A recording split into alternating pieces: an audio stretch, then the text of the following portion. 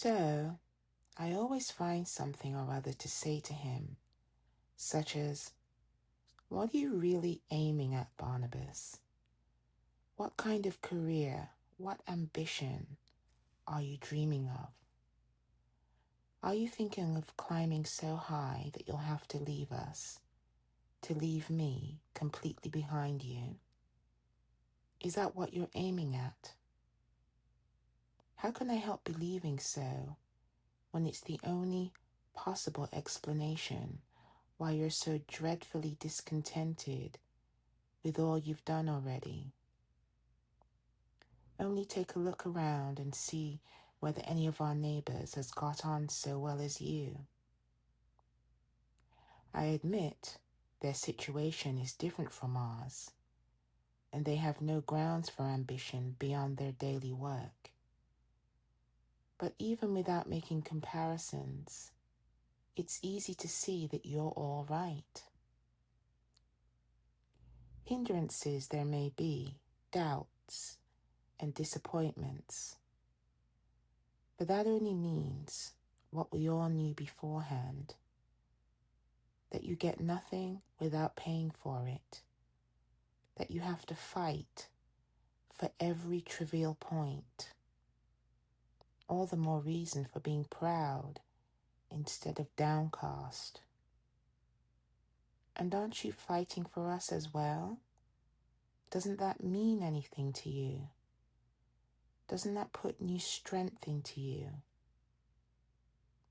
And the fact that I'm happy and almost conceited at having such a brother, doesn't that give you confidence?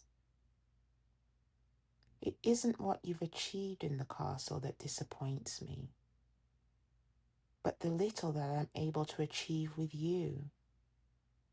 You're allowed into the castle. You're a regular visitor in the bureau. You spend whole days in the same room as Clam. You're an officially recognized messenger with a claim on an official suit. You're entrusted with important commissions. You have all that to your credit. And then you come down here, and instead of embracing me and weeping for joy, you seem to lose all heart as soon as you set your eyes on me, and you doubt everything. Nothing interests you but cobbling, and you leave the letter, the pledge of our future, lying in a corner. That's how I speak to him. And after I've repeated the same words day after day, he picks up the letter at last with a sigh and goes off. Yet probably it's not the effect of what I say that drives him out, but a desire to go to the castle again, which he dare not do without having delivered his message. "But you're absolutely right in everything you say," said Kay. "It's amazing how well you grasp it all. What an extraordinarily clear mind you have." "No," said Olga. "It takes you in, and perhaps it takes him in too.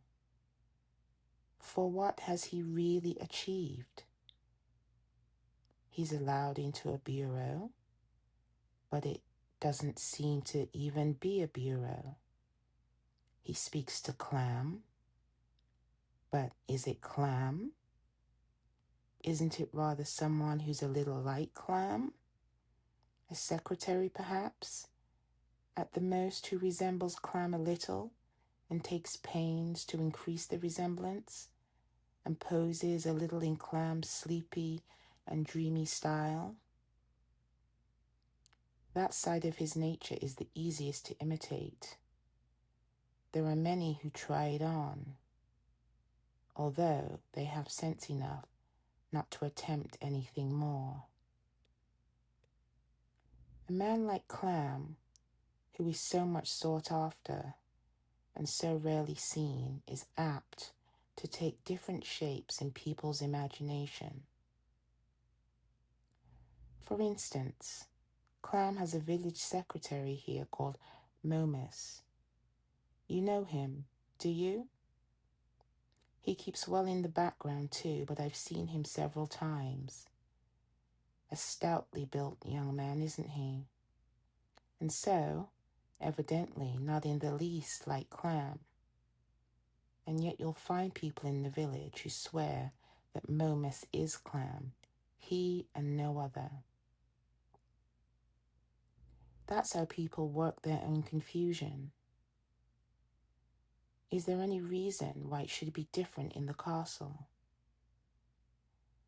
Somebody pointed out that particular official to Barnabas as Clam, and there is actually a resemblance that Barnabas has always questioned, and everything goes to support his doubt.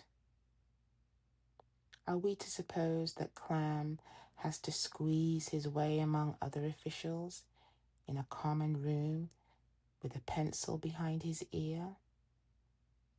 It's wildly improbable.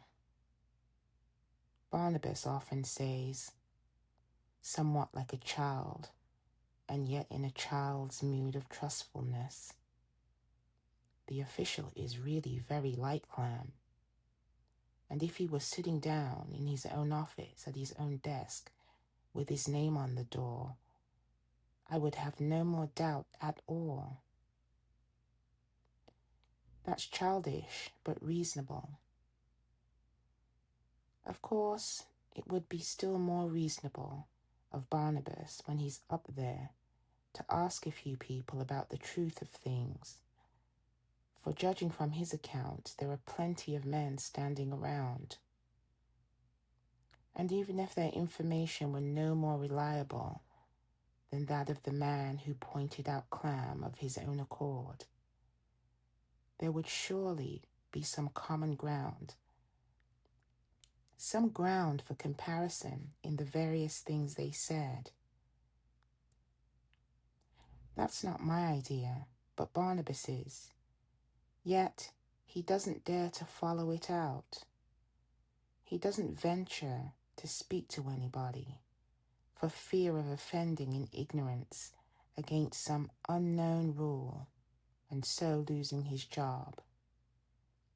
You see how uncertain he feels, and this miserable uncertainty of his throws a clearer light on his position there than all his descriptions.